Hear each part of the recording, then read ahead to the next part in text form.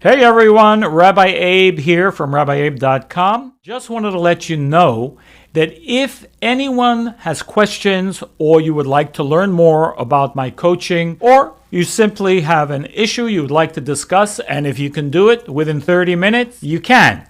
Free of charge. Just go to my website, RabbiAbe.com, and schedule a 30-minute free consultation with me, and I will see you over there. All the best. Hey everyone, welcome. Rabbi Abe here from RabbiAbe.com. So we are going to continue from our last video in which we spoke about the tree of life. A very basic discussion. My goal is to give a basic understanding of the tree of life so we can use it, in essence. But what does it really mean? Okay, because the Bible is a code, and the Bible mentions this tree of life, but it also mentions another tree, the tree of knowledge of good and evil. So I think that's for next video, so please keep it tuned, and that's why you need to hit the bell icon to know when I put that video up. But let's get a little bit more into the understanding of the tree of life. What does it actually mean? Well, the most basic idea is it represents a process. You see, these 10 circles, or 10 Sefirot as they are known, the 10, you can call them 10 dimensions, you can call them 10 emanations, that's what the Kabbalists call them, 10 emanations. And these 10 emanations represent really energy. Let's think about it for a second. The human body, because it also represents the energy of the human body, we have 10 fingers, right? But the 10 fingers are divided into 5 and 5. We have 10 toes, also 5 and 5. So this 10 is a significant number, and then 5 is also a significant number. 10, we know there are 10 commandments, even though they're not really called commandments, because, in the Hebrew, in the actual Bible text, they are called Aseret HaDibrot. Aseret HaDibrot. Now, if you're a Hebrew speaker, you understand that neither one of those words means commandments, okay? It says 10, yes, but 10 sayings, that's what it says, 10 sayings. In fact, the ancient text of the Zohar says that these 10 things, these 10 sayings are actually good advice. Strange. They are not commandments. Why do I say that they are not commandments? Again, following the line of thinking of the Zohar itself, again, this is not my idea, is because the human being is created with something that we call free will. And even though we don't really understand what free will is, trust me, okay, but before learning Kabbalah, I thought, I can do whatever I want, whenever I want, but that's not free will, okay? And that's also another class. But the free will that we actually have is a very powerful type of free will. We can change destiny with this free will. But it's not by, it's not what we think. We can do whatever we want, whenever we want. That's not free will. That's not free will. Nevertheless, good advice. Why good advice? Because nobody can tell us what to do. Not even God. We don't exactly know what God is. Okay? Again, according to the Kabbalah, what we can understand is the emanation what emanates from the Creator, which is called a supernal light. A supernal light. And it's not lights like what's shining on me right now, but a spiritual light. And that spiritual light is the light of every force of fulfillment possible. Starting with life itself, that's a fulfillment. We're filled with life.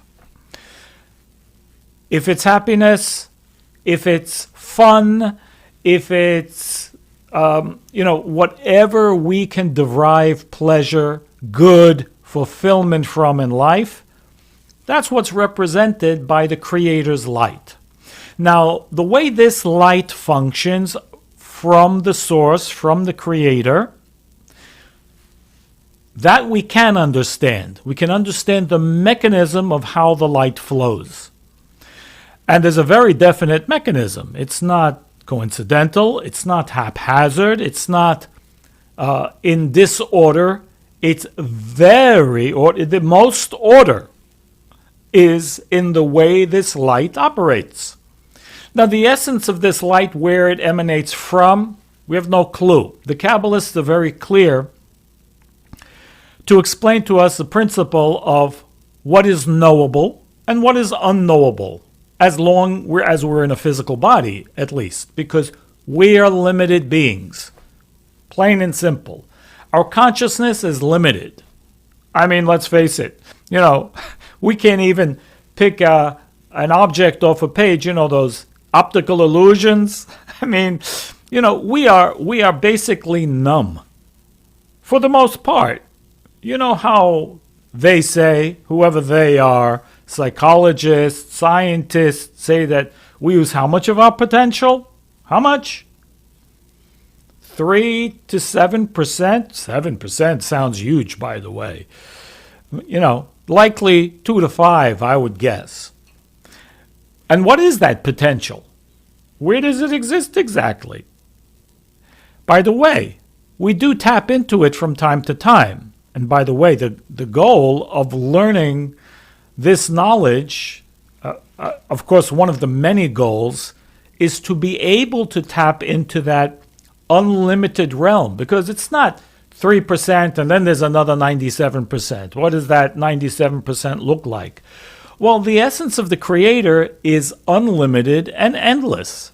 It's endless. And therefore, as long as we are in a limited body with a limited consciousness, even though we are able to touch it from time to time, and we want to increase that ability, of course, through our study, but as long as we're in a physical body, we will never understand what the Creator is actually about.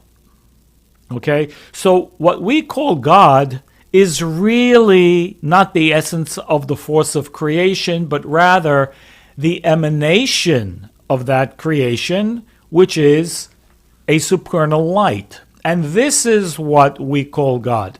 At least this is what the Kabbalists call God. Now, again, this light, operates in a very strict order. So God doesn't work in mysterious ways. No. God works with a very succinct order. Of course, we have to understand it. It's a little bit like, let's use electricity as an example. Well, if you don't know how electricity works and you accidentally put your finger in the socket and you didn't know, that's probably something you shouldn't do, you will get a shock. But of course, if you live in a land where you never heard of electricity before, you might say, the gods punished me. I was punished by the gods. Well, we understand that that's ridiculous because we understand how electricity operates. But what if we lived before there was such a thing as, electricity? I mean, it's always existed, right? But at least in some organized fashion. Whoever did that. Was it Benjamin Franklin? I'm not sure. But in any event, electricity. So the electricity didn't punish us. We need to know how to use it. It's silly and ridiculous if you put your finger in the socket knowing how that electricity works, because you know you're going to get a shock. You know the effect. In the same way, I don't think anybody watching this video is going to hit their finger with a hammer. Can you imagine? Yeah, I think I'll hit my finger with a hammer right now. It's ridiculous, right? Because you know the effect. It's going to hurt. and possibly damage your finger. So you're not going to do that. You see, but the challenge is, in our life, since we don't understand the function of the universe and how the light operates, there are spiritual sockets in life too that we get shock from. Big shock, little shock, short circuits, okay? And there are consequences, there are effects. It's not punishment. God never punishes. God is an endless emanation, the force of an endless emanation. But, again, is electricity good or bad? Well, it depends how you use it. Put your finger in the socket, it'll shock you. On the other hand, the electricity will run everything fabulously. Well, one thing, however, that the electricity will never do, the electricity will never turn itself on. And that is our job. And that is why we are learning Kabbalah. Why? To learn how to put the electricity on and to learn how not to create a short circuit, not how to get that cosmic shock treatment. How does cosmic shock treatment work? Anything from I'm bored to I'm depressed, I'm sad, God forbid, a person is ill, difficulty, lack of any kind. Lack of any kind is only one lack. That is a lack of light. Why? Because that light is fulfillment. It's the fulfillment of a relationship. It's the fulfillment of happiness and joy. It's the fulfillment of fun, true fun that doesn't go away. Okay, doesn't go away. And I have to say that because, there's a lot of fun that's very temporary and it doesn't last. Like many things in life don't last. If it doesn't last, that's also a short circuit, by the way. It won't last because there's a short circuit involved somehow. Now, how is it that we are creating these short circuits? That's something that needs to be learned, needs to be understood. What does it look like? What would it look like, let's say, ideally, theoretically, okay, if we were connected to this tree of life all the time? Tree of life all the time. Again, theoretically, it would mean that we will never experience the least bit of lack or chaos in our life. In fact, we also wouldn't die.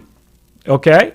There's a principle of immortality, which is a spiritual goal, but that also requires a critical mass of consciousness, let's say, of others. So it's not only up to us alone, but let's keep at an individual level.